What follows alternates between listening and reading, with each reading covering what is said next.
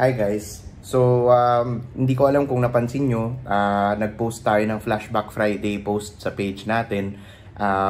The reason kung bakit natin ginawa yung post na yun kasi wala lang, it's, ngayon it's a normal day, Friday, tapos parang sobrang init. And then, nahanap ko yung isang lumang phone ko habang nagkakalkal-kalkal ako dito sa bahay.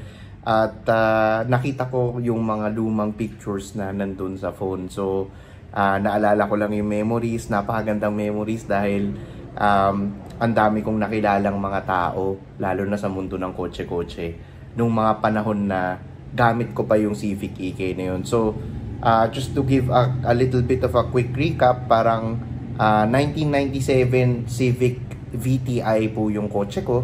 And nagkaroon ako ng chance na nung mga early days na yan, nung bata pa ako, nagkaroon ako ng chance na makilala yung mga bigatin na mekaniko at bigating mga shop at even yung mga bigating grupo sa industriya ng kotse-kotse. So, ito, i-share natin yung mga pictures sa inyo. Sana magustuhan po ninyo yung mga lumang pictures na ito as much as I enjoyed them. So,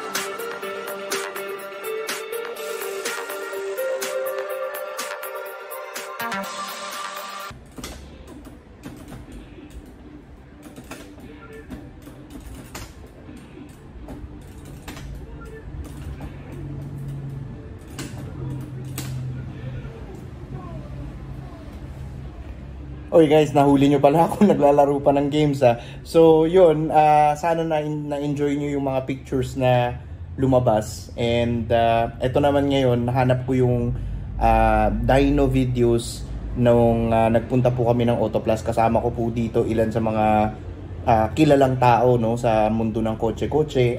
Isa po sa kanila, of course, yung nag-tune ng kotse ko back in the day is si Boss Bong Hilario. And then nandito po sa video na to sila Boss Ralph De Jesus, nandito rin si Boss Leo Lim ng HCP, si Boss Francisco Blanco, of course, of Autoplus. And itong part ng video po na ito, dito po natin makikita yung tawag dito. First part of this video is chinutune po ni Boss Francisco Blanco and ni Boss Bong Hilario yung ating ignition timing AFR para just to make sure na of course walang putok sa makina, 'di ba? So let's check this video and yun, I hope you guys will enjoy. Balik muna ako sa paglaro nito.